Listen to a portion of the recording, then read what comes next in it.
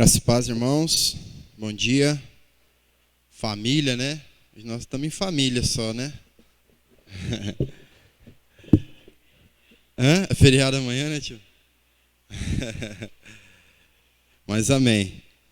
Estamos aqui e Deus vai falar aos nossos corações mais uma vez, né?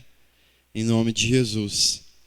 Bom, irmãos, hoje a gente entra no nosso 22º estudo, né, a respeito do Apocalipse, desde que nós começamos, falando ali sobre as 7 igrejas da Ásia, né? E o nosso tema de hoje, nós vamos falar sobre as 7 taças da ira de Deus, certo? Que está ali no capítulo 15. Então, abra aí a sua Bíblia em Apocalipse 15, versículos de 1 a 8. É bem curto esse capítulo.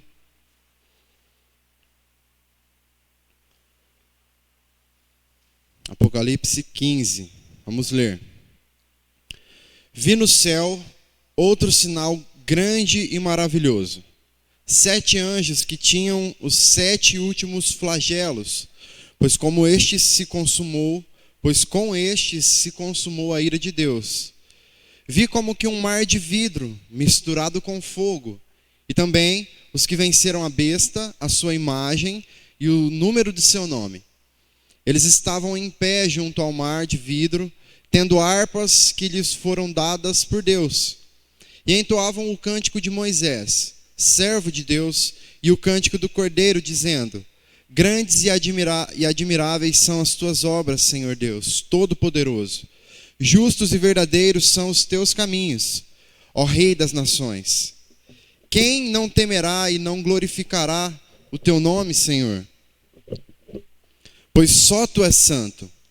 Por isso todas as nações virão e se prostrarão diante de ti, porque os teus atos de justiça se fizeram manifestos. Depois dessas coisas, olhei e abriu-se no céu o santuário do tabernáculo do testemunho. E os 7 anjos que tinham os 7 flagelos saíram do santuário, vestidos de linho puro e resplandecente, e cingidos à altura do peito com cintos de ouro.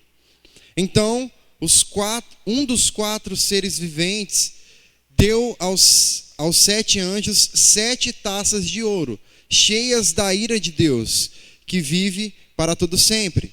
O santuário se encheu da fumaça da glória de Deus e do seu poder, e ninguém podia entrar no santuário, enquanto não se cumprissem os 7 flagelos dos 7 anjos. O estudo de hoje, irmãos, talvez vai ser um dos menores que a gente teve até aqui. Eu falo que vai ser um menor, aí demora 2 horas, né? Mas talvez seja um dos menores, porque nós não vamos entrar especificamente no derramamento ainda das 7 taças. Nós vamos dividir o tema das 7 taças em 2. E hoje nós vamos falar só um pouquinho sobre o que representa as 7 taças da ira de Deus, tá? Então aqui nós podemos perceber que em um dado momento ela é chamada de 7 taças, em um dado momento também o texto se refere como flagelos, né? Que no fim são as mesmas coisas. O registro da questão das 7 taças vai estar ali entre os capítulos 15 e 16 do livro de Apocalipse. E aqui nós estamos então diante da 5ª sessão, né, paralela e progressiva do livro de Apocalipse. Como nós já falamos, essa questão de ser paralelo e progressivo é porque o livro do Apocalipse ele se apresenta recontando a história várias vezes, e isso vai tomando uma proporção cada vez maior, né? Ele começa de uma forma e isso vai se intensificando, mas é a mesma história sendo recontada, sendo reaplicada e sendo analisada de outros ângulos, né? Nós podemos dizer assim. E como não poderia ser diferente, né? Dentro do tema escatologia, né? E dentro do Apocalipse aí, essa é uma das também discussões muito grandes que existem em relação ao que seriam essas 7 taças, né? Como elas se apresentam. Sobre o que ela fala, né, de que momento da história ela fala. E dentre as diferentes correntes escatológicas que existem, 3 são as principais, nós podemos dizer assim, né? A primeira delas, que talvez seja um pouco menos conhecida, de que as 7 taças, elas se referem exclusivamente ao período específico da época do apóstolo João, naquele momento ali, daquela região, né? E que tudo que está sendo dito aqui era para anunciar tudo aquilo que estava acontecendo em relação à queda do Império Romano naquele momento. Essa é uma posição defendida por uma ala escatológica que se chama preteristas. O que significa os preteristas? São justamente as pessoas que interpretam aqui os eventos do Apocalipse, citados no livro do Apocalipse, como coisas que já aconteceram e que foram relacionadas e foram designadas por Deus para acontecer em um período lá atrás, no período do Império Romano mesmo. Então, todas as perseguições e a queda do Império Romano também sendo relatada aqui no livro de Apocalipse para os preteristas, no caso. Uma segunda posição, que talvez seja a mais conhecida entre os cristãos, vai defender que as 7 taças aqui, elas se referem exclusivamente ao período final que antecede, então, a vinda de Cristo, certo? Ao último período mesmo, o período da grande tribulação, propriamente dito. Então, quem adota essa interpretação, geralmente entende que tudo isso aqui acontece de forma literal mesmo, que o derramamento das taças ali, o que acontece no derramamento das taças, são coisas mais literais e que vão acontecer no período da grande tribulação, depois do arrebatamento da igreja, tá?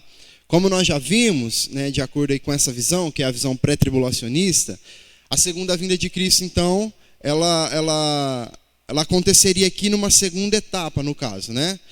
Todas essas coisas aqui. Então, essa posição ela é mais comum por quem adota uma leitura do Apocalipse futurista, né, de coisas que estão para acontecer ainda, né, que tudo isso aqui que está descrito são coisas que ainda vão acontecer, que ainda vão atingir o mundo, atingir a igreja, né, como um todo. Então, é importante dizer que para esses irmãos, então, que entendem dessa maneira, a 6ª taça, ela se trata, então, de um livramento, do livramento de Cristo para aqueles que se converteram no período da grande tribulação, para o povo de Israel também. E a 7ª taça, então, ela viria com as pragas já, né, do fim de todo o tempo ali, no momento em que Deus derrama por fim a sua maior ira, no caso, né, a sua justiça maior, o seu juízo maior sobre a humanidade. E por último, a última interpretação, uma posição que nós temos também, talvez um pouco mais tradicional e mais antiga, é que entende que essas 7 taças, elas se referem a um período que vai desde o início, desde a vinda de Jesus até a sua volta. Então, desde a sua morte, ressurreição, ascensão aos céus, no caso, né, até a sua segunda vinda. Né, de forma que o juízo de Deus ele vai sendo revelado de forma progressiva. As coisas vão acontecendo, as coisas vão se intensificando, até chegar no ápice em que Jesus virá e recolherá o seu povo. Tá? Então, nessa posição, tanto é considerado uma aplicação prática dentro do contexto histórico lá das 7 igrejas da Ásia, né, que se aplica a eles já, quanto uma aplicação para as igrejas de hoje, do nosso tempo, deste tempo. Então, a leitura que se faz do livro do Apocalipse é uma leitura que compreende as coisas que aconteceram com aqueles irmãos das 7 igrejas e que vieram acontecendo, né, com os pais da igreja, que continuam acontecendo hoje em relação à igreja. E as coisas, como nós sempre falamos, se nós analisarmos o mundo, né, de modo geral, nós estamos vendo sempre as coisas piorando, as coisas tomando uma proporção maior, as coisas ficando mais difíceis de lidar, de entender. As perseguições, elas começam a acontecer das mais variadas formas, né? Não apenas perseguições físicas, né, mas perseguições de discurso, perseguições morais, enfim, perseguições religiosas. Essas perseguições elas vão se aprimorando, digamos assim, né, até o dia que Jesus vier para buscar o seu povo, a sua igreja. Então, como que nós entendemos essa questão das 7 taças? Dessas três posições apresentadas, a última delas talvez seja a que a gente precise dar um pouquinho mais de ênfase, né? Por se parecer um pouco mais coerente com o livro do Apocalipse, a maneira como o livro ele é descrito, ele é estruturado, né, em relação às suas características, ao propósito do livro. Então talvez essa última ela seja um pouco mais coerente, né, para nós entendermos. Então, como nós já falamos, os capítulos 15 e 16, eles vão formar essa quinta seção do livro do Apocalipse. Ainda faltam duas, então, para se encerrar. Essa quinta seção, que conforme a história ela é recontada aqui, ela vai acontecendo novamente, novos elementos e novos detalhes vão surgindo.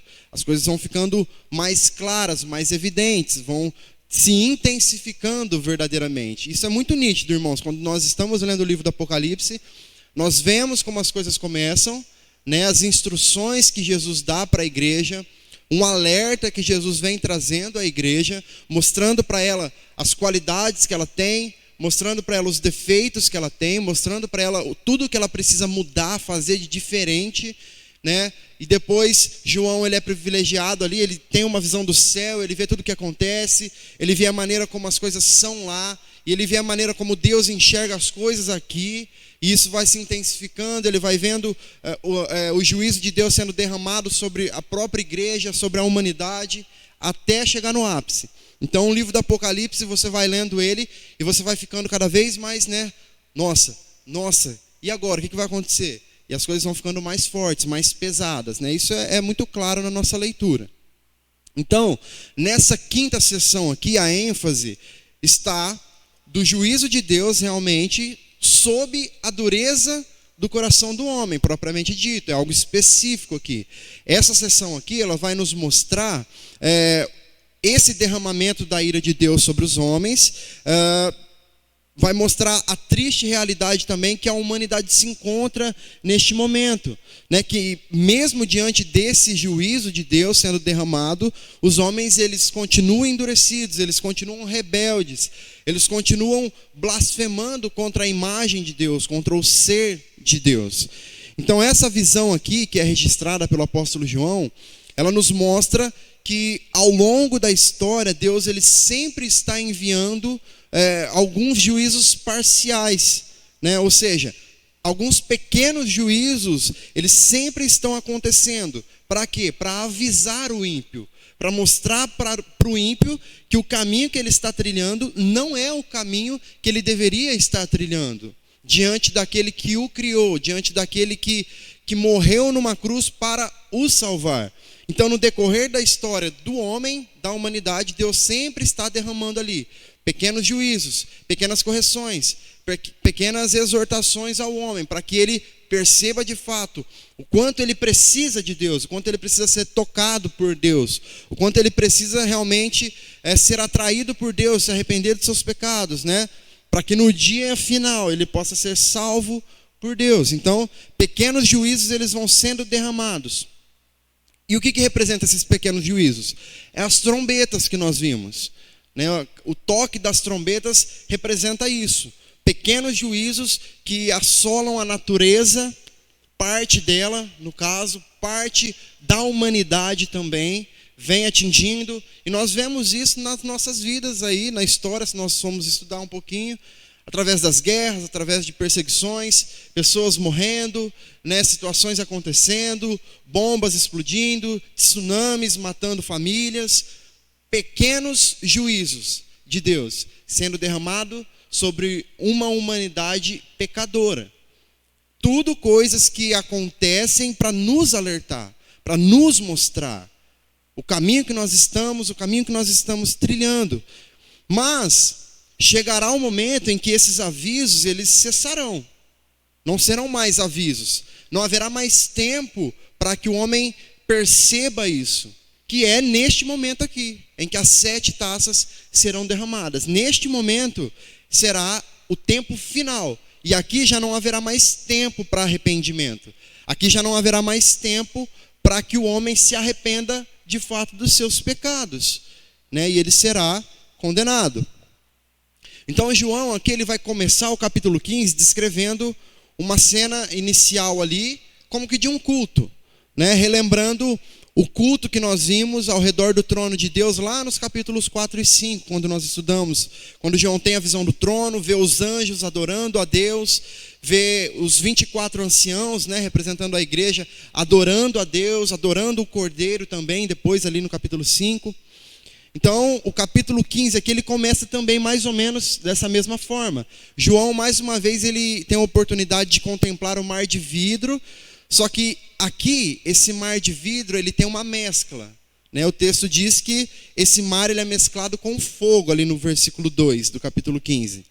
Então, João viu, além disso, os vencedores da besta, da sua imagem e do número do seu nome também, o texto vai dizer. Esses vencedores aqui, irmãos, eles estavam entoando cânticos de adoração a Deus, neste culto, né? O texto diz que eles proferiam aqui o cântico de Moisés e o cântico do Cordeiro também, né? Esse cântico de Moisés, ele faz uma referência que é o cântico registrado no livro de Êxodo, no capítulo 15 também do livro de Êxodo, que vai falar sobre a libertação do povo de Israel do Egito, atravessando o Mar Vermelho. E já o cântico do Cordeiro aqui é para fazer uma referência à obra de Jesus mesmo, à obra expiatória de Jesus na cruz, ou seja, ao seu sofrimento e à sua vitória na cruz.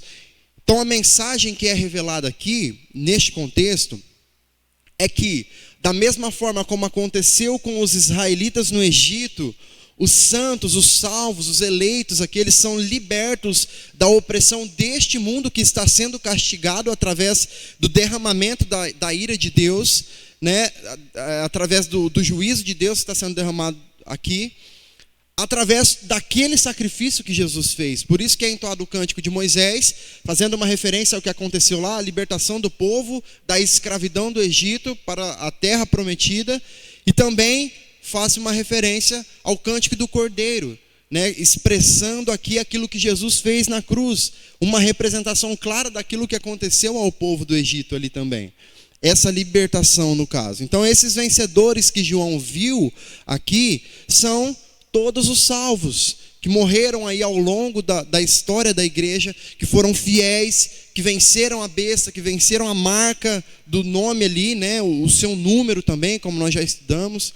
Venceram as tentações, venceram as perseguições, as aflições deste mundo aqui, e agora, neste momento, estariam seguros já na presença do Cordeiro, na presença de Deus. Então, esse cântico aqui que é entoado pelos vencedores, ele é muito importante aqui para a sequência da narrativa. Por quê?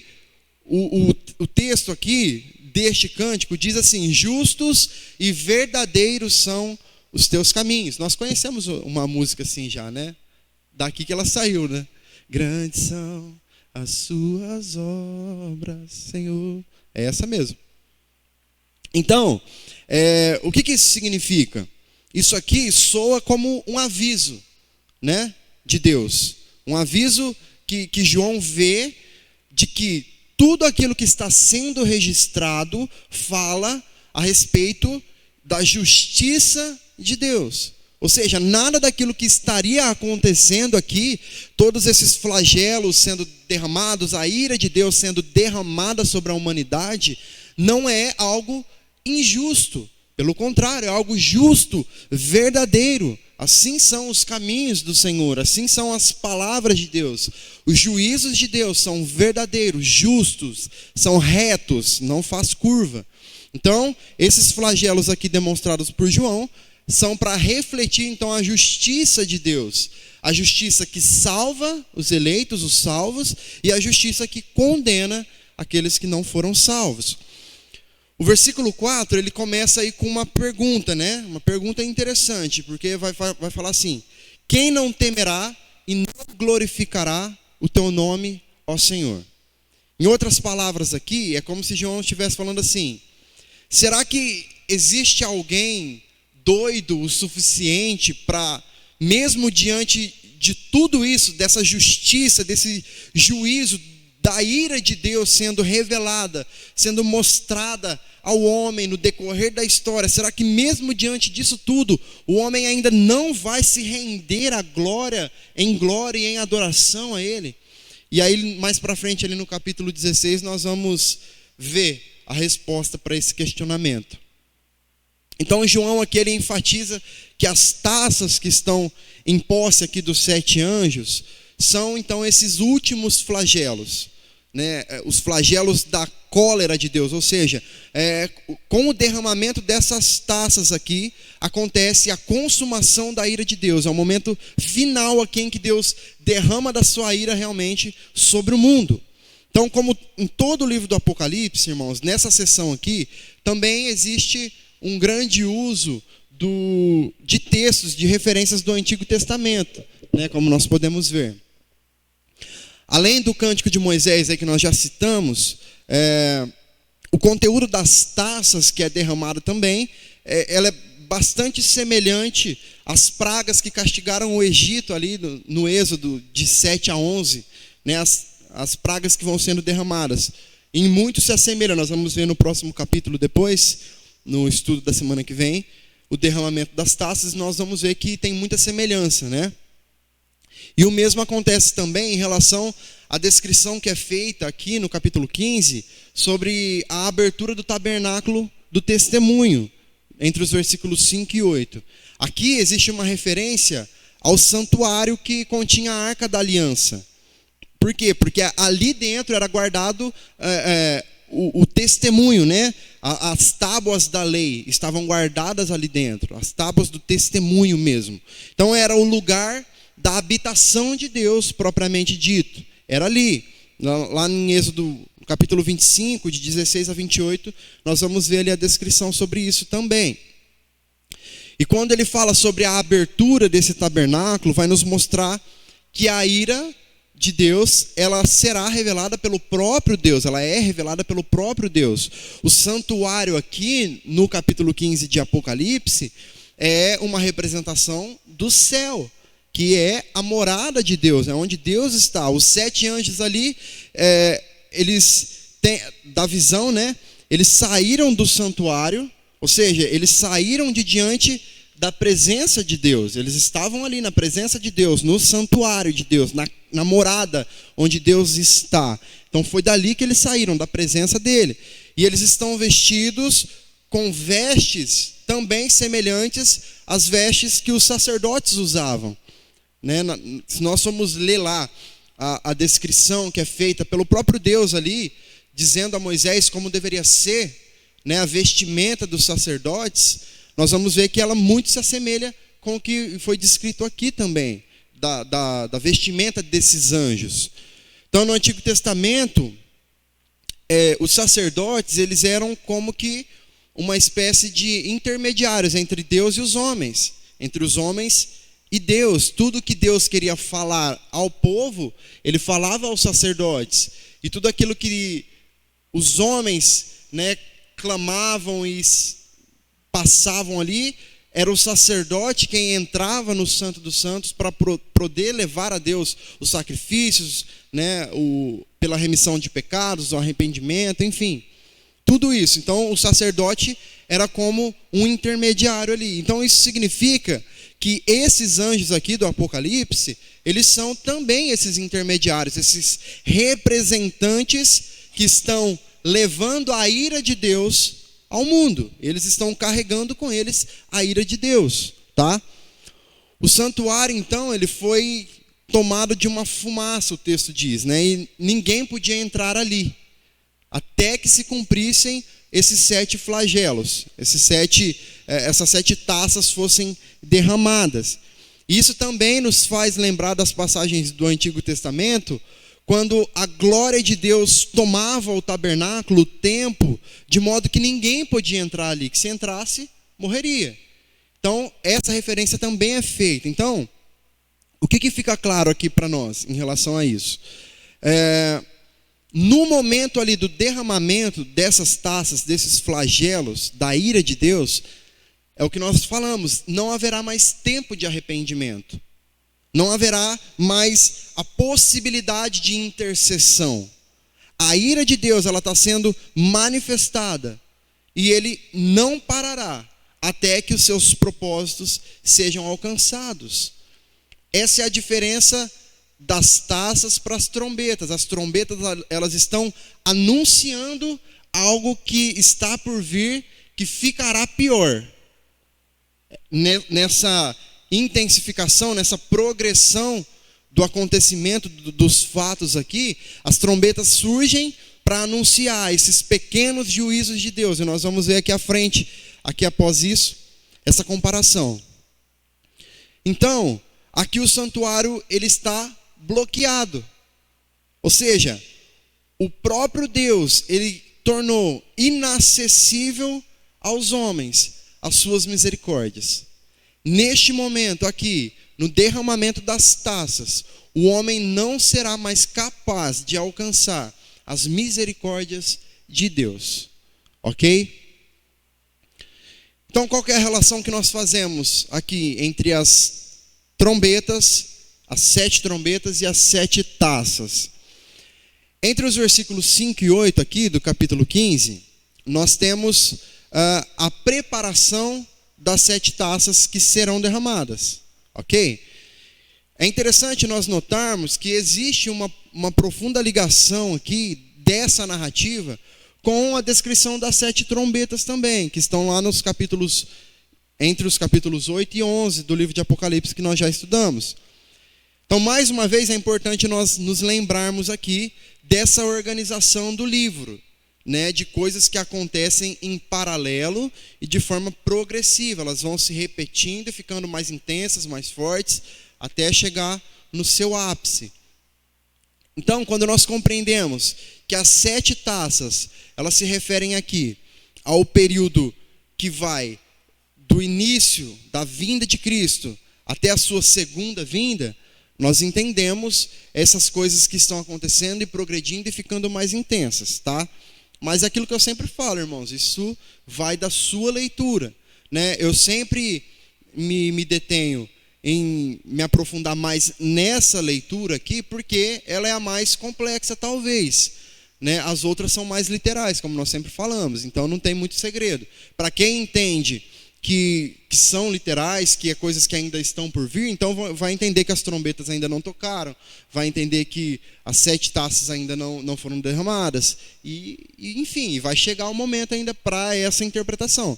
Mas nessa interpretação que eu procuro aprofundar um pouquinho mais, que é a minha interpretação preferida, digamos assim, que eu acho que é a mais coerente, ela precisa de um pouco mais de detalhes, justamente para a gente entender as relações que são feitas, né? Tanto com o Antigo Testamento, tanto em relação à cultura da época, ao momento que as pessoas estavam vivendo ali, enfim. Então, vamos dar um exemplo aqui. A descrição das 7 taças, ela não aconteceria de forma cronológica, ou seja, depois das trombetas. Não seria muito isso. Na verdade, elas se encaixam. Tá? Elas estão entrelaçadas, vamos pensar assim, elas se completam de modo que a revelação ela vai acontecendo, vai avançando dentro da narrativa do Apocalipse, e nós vamos percebendo que as cenas elas vão ficando cada vez mais claras, mais completas, mais intensas. Então o juízo de Deus ele vai se revelando aqui de modo paralelo e progressivo no livro, ele vai acontecendo. A diferença que existe, no caso, entre as trombetas e as taças, né, é basicamente aquilo que eu já mencionei aqui. As trombetas elas servem como um aviso, como uma advertência aos homens sobre o juízo de Deus que está por vir. Então, é como se isso já estivesse acontecendo, Deus soando, né, ressoando a sua voz, falando ao povo, tocando essa trombeta que vai avisando as pessoas acerca das coisas que estão acontecendo, acerca da ira dele que está prestes a ser derramada de maneira definitiva. E as taças seriam então a consumação desse aviso. É como se Deus estivesse avisando, chegou um momento ali que ele não avisará mais, né? A consumação é aqui no momento dessas 7 taças, é quando se consuma então aquilo que Deus estava avisando ao povo. Então as trombetas elas representam um juízo parcial e as taças elas representam um juízo total. Como que nós entendemos isso? Para essa relação entre juízo parcial e juízo total. Se nós olharmos, por exemplo, o que acontece ali na descrição das 7 trombetas, a gente percebe que a destruição ela atinge apenas 1/3 da terra. Apenas 1/3 do mar, dos rios, dos homens, do sol, né? Já aqui nas taças, nós vamos ver na próxima aula, a destruição ela atinge a totalidade. Ou seja, os flagelos de Deus, a ira de Deus que é derramada aqui, ela atinge tudo o que existe. E não apenas 1/3, como nós vimos em relação às trombetas. E é interessante, se nós fizermos a análise, quando nós falamos das 7 trombetas, nós vemos que 4 trombetas vão falar de desastres naturais, de coisas que atingem a natureza. E apenas 3 são coisas que atingem ao homem em específico. Já aqui nas taças, nós vamos ver que acontece o oposto, o contrário. 4 dessas taças é para atingir o homem especificamente, a humanidade especificamente, e apenas 3 para destruir, para atingir a natureza. Então, o que isso representa? O que isso mostra para nós? Mostra que essa intensificação do juízo de Deus, que está sendo revelado aqui na profecia, ela está acontecendo justamente, irmãos, de forma maior e mais forte para atingir o homem agora. Porque está no final. É o fim. Quem será salvo ou condenado não é a natureza, né, propriamente dito. É o homem. O homem é quem vai morar no céu ou não. Então, nesse final, fica claro que Deus concentra o derramamento da sua ira no homem, no pecador, naquele que decidiu por si só não atender o chamado de Deus, não atender os avisos que Deus já estava dando a eles em todo esse período, em todo esse tempo, né? Então, as 7 taças, elas vão mostrar aqui a ira de Deus sendo derramada sem a mistura da misericórdia. Nas trombetas nós vemos a misericórdia de Deus de forma clara. Deus está derramando da sua justiça, da sua ira também, mas ainda com misericórdia, olhando para a humanidade, dando a ela ainda uma chance, dando a ela ainda uma oportunidade de se arrepender daquilo que ela estava fazendo. O que não acontecerá no momento em que as 7 taças serem derramadas. Então, tanto as taças como as trombetas, elas terminam aqui com a cena do juízo final. Por isso que nós falamos que são coisas paralelas, né? Se fossem coisas que viessem de forma cronológica, assim, ao final das trombetas nós não teríamos essa cena do juízo final. E nós temos a descrição ali, ao final das trombetas. E aqui nós temos de novo, né, essa descrição. Nós vamos ver depois no capítulo 16. Nas trombetas, então, nós temos ali essa descrição ali do juízo final. A colheita do trigo, né, representando ali os salvos, e os ímpios sendo esmagados ali no lagar da ira de Deus, que é o que diz lá no capítulo 14, versículos de 14 a 20. Nas taças, a destruição do juízo, ela é bem mais detalhada, bem mais profunda no caso. Então, irmãos, no capítulo 16... as taças elas vão começar a ser derramadas, no caso.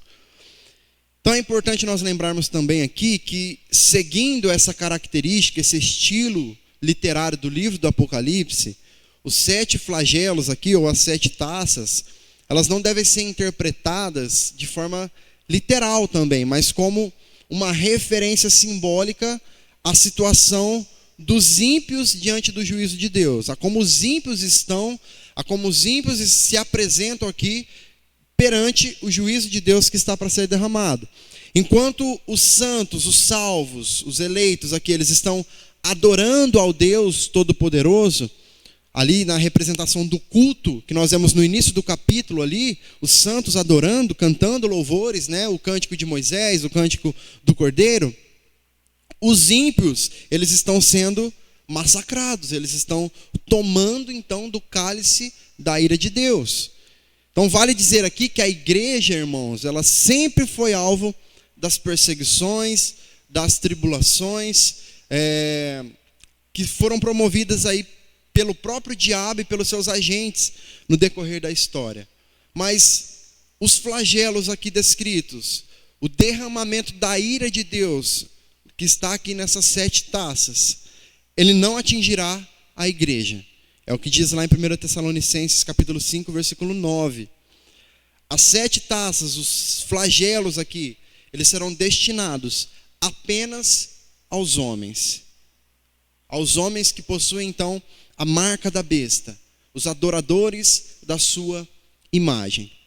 Então, irmãos, nós podemos dizer que hoje nós estamos ainda diante de um período de avisos. Deus está avisando o ímpio, avisando a igreja, como ele fez com as 7 igrejas da Ásia, mostrando a eles que o seu juízo está sendo derramado já na humanidade. Haja vista a quantidade de desgraças que nós vemos acontecendo no mundo, a quantidade de situações estranhas que nós não entendemos por que acontecem. O juízo de Deus está sendo derramado sobre a humanidade. E ainda que nós não entendamos, muitas das vezes, por conta, talvez até mesmo do nosso egoísmo, de querer ter o controle da situação, das situações nas nossas mãos, de querer dominar tudo, os nossos sentimentos, o nosso coração, a nossa mente, às vezes nós não entendemos. Deus continua derramando, assim como a sua justiça, a sua misericórdia sobre nós, nos dando ainda tempo. Igreja, você tem tempo de corrigir aquilo que está errado em você. Você tem tempo de ainda persistir em levar a mensagem do Evangelho àqueles que estão necessitados. Ímpios, vocês ainda têm tempo de se arrepender dos seus pecados. Ainda tem tempo de clamar, de reconhecer a sua miséria, a sua podridão diante do Senhor. Se colocar diante dele como servo, como filho, como aquele que entende que sem Deus não pode fazer nada, não pode alcançar salvação, não pode ter méritos em suas obras. Deus ainda está dando esse tempo para que nós entendamos o que está acontecendo. Nós não podemos cair num comodismo, irmãos, e fazendo a leitura do Apocalipse dessa forma não tão literal, eu acho que a gente acaba se colocando em um lugar de prontidão maior. Porque quando você acha que ainda vai acontecer, você acaba relaxando, de certa forma. Porque parece que está tudo muito distante ainda. Parece que está tudo muito longe. Porque desde que eu entrei na igreja se fala que Jesus está voltando, mas nada aconteceu, eu já estou com 40 anos de igreja. Estou no final aí da minha vida já e nada acontece. Isso pode gerar um comodismo da nossa parte que a gente nem percebe às vezes. Não, eu acho que ainda tem muita coisa para acontecer. Eu realmente acho que tem muita coisa para acontecer, mas eu acho que muita coisa já aconteceu. E se muita coisa já aconteceu, significa que cada vez está mais perto.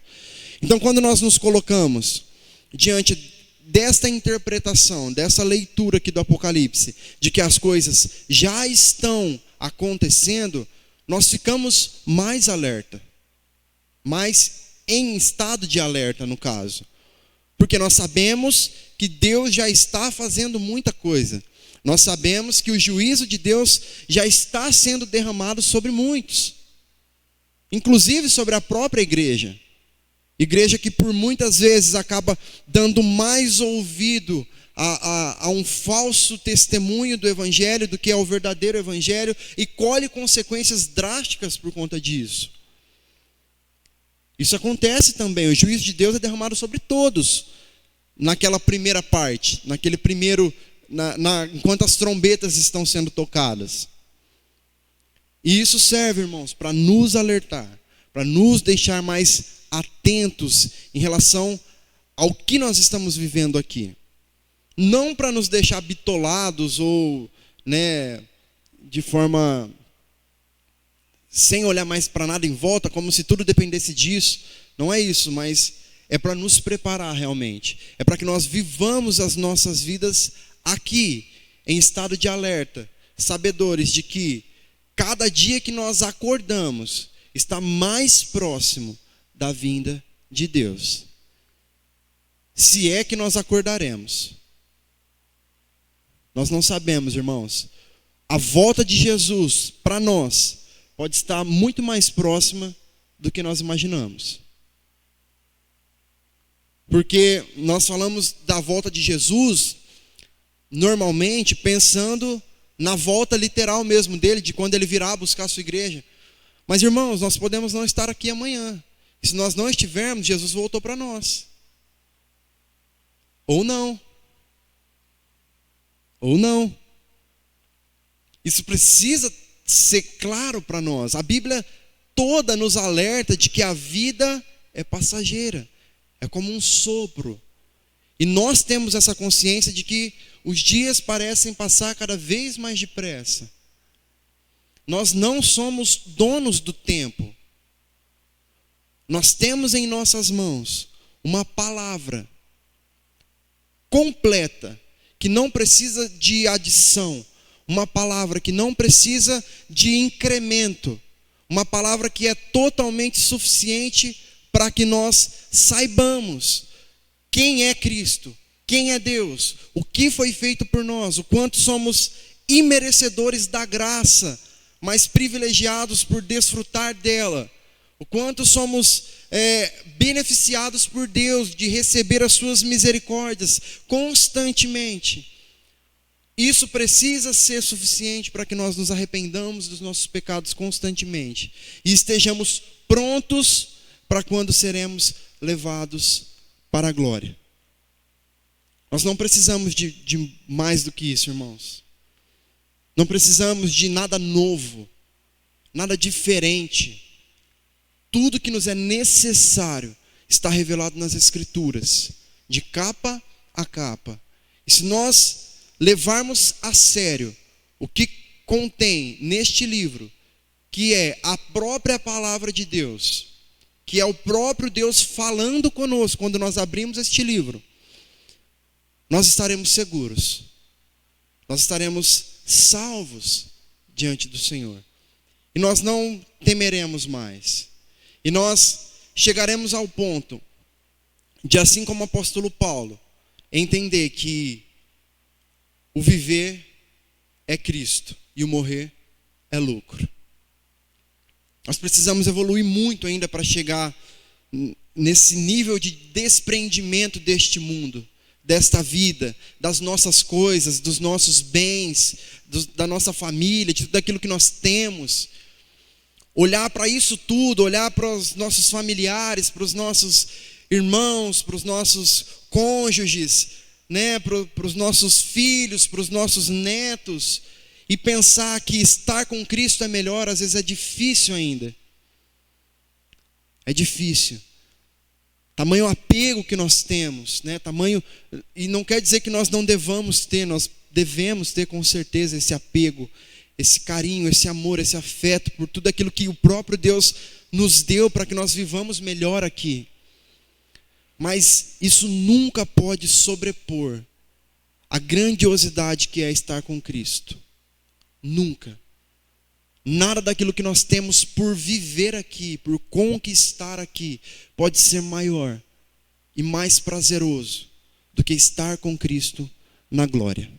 Amém? Então esse é o nosso estudo de hoje, irmãos. Falamos um pouco aqui sobre o que são essas taças, né? Onde elas se encontram, o que é que vai acontecer quando as taças forem derramadas. E na semana que vem nós vamos trazer a descrição, então, de cada uma dessas taças, do derramamento de cada uma delas. Amém?